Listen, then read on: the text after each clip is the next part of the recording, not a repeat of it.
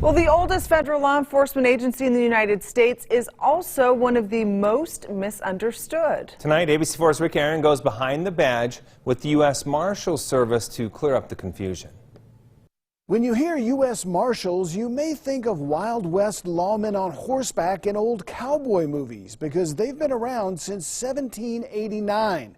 Now the horses and the six-shooters are gone, but marshals are still on the job with the same mission: tracking down fugitives and bringing them to justice. We have a homicide out of state that's here right now. We've got eyes on.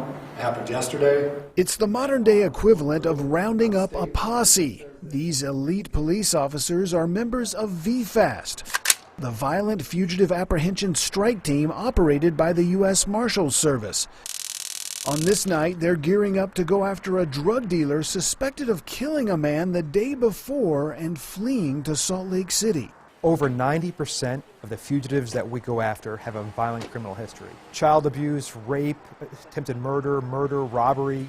Those are the type of people that we're going for. And of course, they don't want to be caught. And they become sometimes pretty creative in hiding.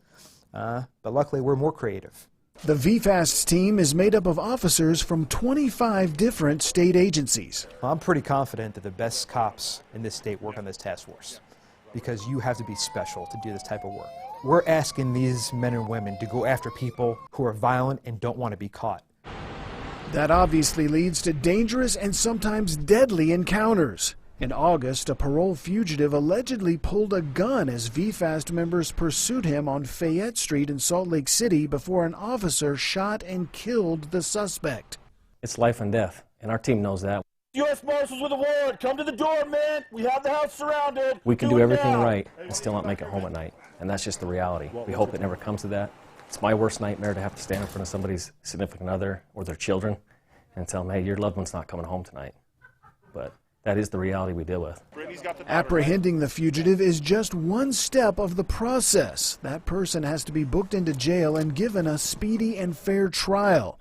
That's where Meg Smith comes in. She oversees federal court operations, which includes protecting judges and getting defendants to and from court safely. I'm responsible for basically anything inmate or prisoner related. It's sort of the bread and butter of what we do. We move, I think it's over 60,000 inmates in the country that are in our custody. With only 5% of Department of Justice employees, the Marshals Service accounts for 51% of their arrests, and their efforts make us all a lot safer. Just last year alone, our task force arrested almost 200 people in Salt Lake City alone.